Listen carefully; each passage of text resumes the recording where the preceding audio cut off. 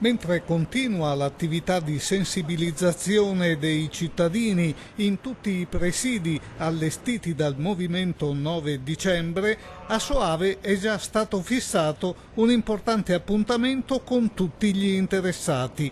Per le 5 di domenica mattina si va tutti a Roma non per protestare ma per assistere alla recita dell'Angelus da parte di Papa Francesco in piazza San Pietro. Domenica partiranno dei pullman di pellegrini del 9 dicembre e andremo all'Angelus del Papa, del Santo Padre, in piazza San Pietro.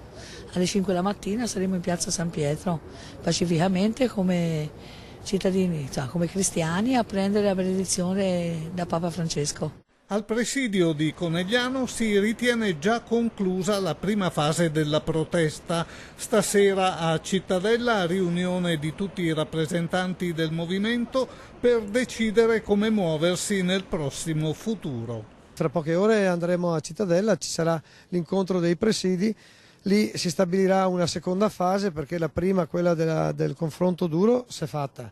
La gente ci ha apprezzato perché tutti, meno 4-5 casi un po' duri, ci hanno apprezzato e ci hanno condiviso. Ora dobbiamo modificare la strategia di comunicazione. Non mancano nel programma dei prossimi giorni iniziative eclatanti. Noi del presidio Montecchio Montebello abbiamo organizzato per venerdì una manifestazione davanti a Equitalia Vicenza.